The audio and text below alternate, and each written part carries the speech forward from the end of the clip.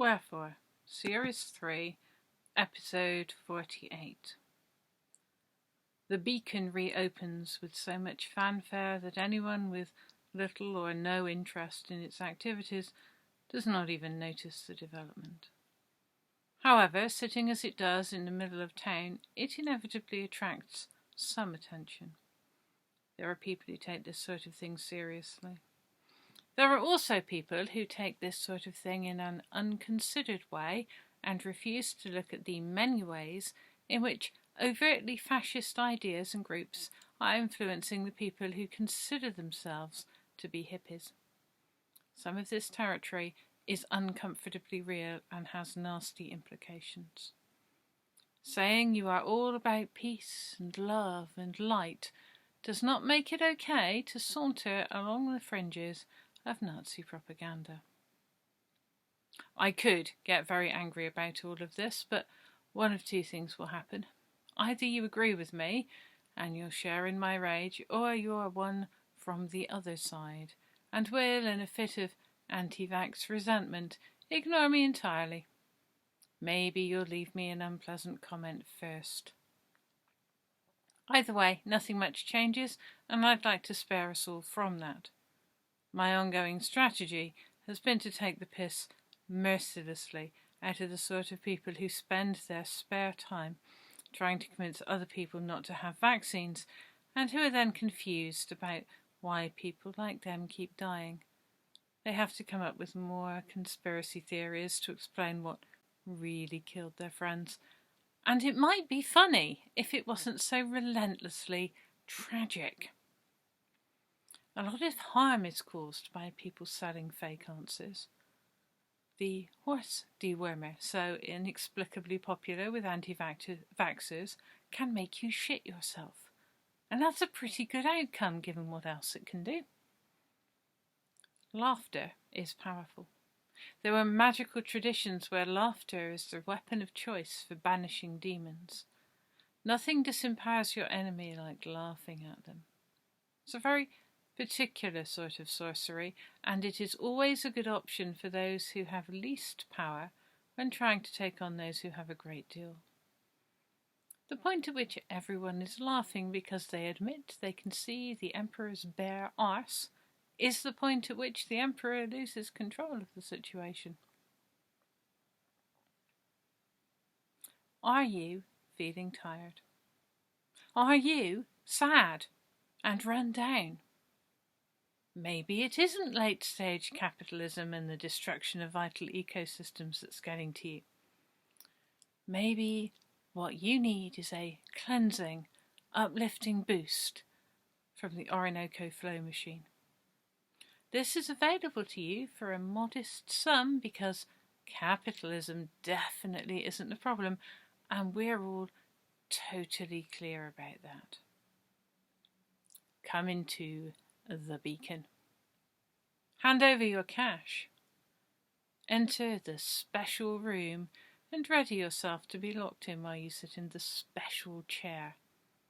Yes, it looks like it was either a dentist's chair or a hairdresser's chair in its former life, but isn't that responsible, keeping chairs out of landfill and repurposing them in this way?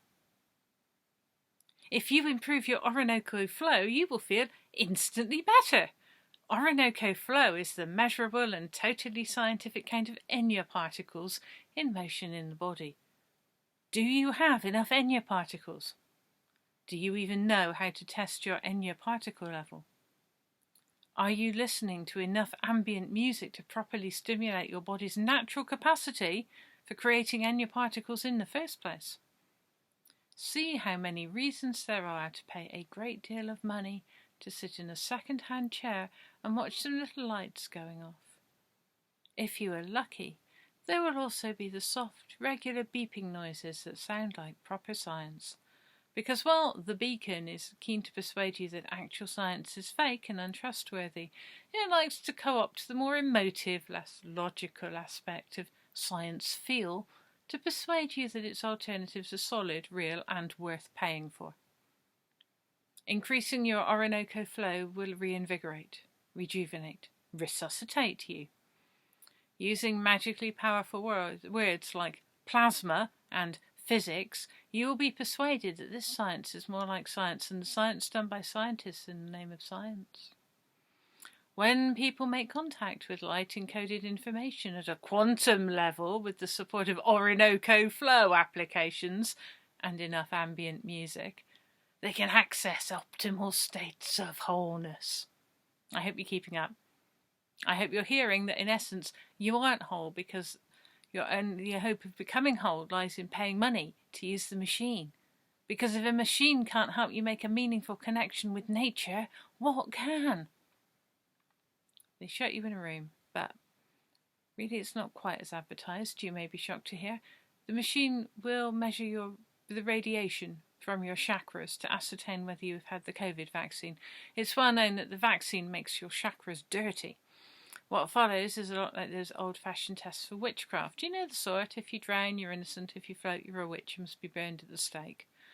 Fortunately, the Orinoco machine is just wires and lights and beepy noises with an ambient soundtrack. It measures nothing, and it can't literally kill you. Its owners firmly believe that it changes important things on the astral plane, and that vaccinated people who use it will die. There's no evidence to support that, of course, but evidence has never been a significant concern of theirs. People who don't believe in vaccines and do believe in the power of the Orinoco flow emerge from the beacon radiant with the belief that they now have many life-enhancing Enya particles floating in their bodies. 5G will just bounce off them. They are spiritually enhanced. They feel so happy they might even spend £100 on a life-enhancing cocoon, which bears an uncanny resemblance to a playpen you can get on eBay for about 20 quid. Normally, the movement of money gives Whitminster happy feelings. However, stood outside the beacon, she feels soiled by the transactions and by the nature of the snake oil on offer. She wishes someone would take the name of the place literally and just set fire to it.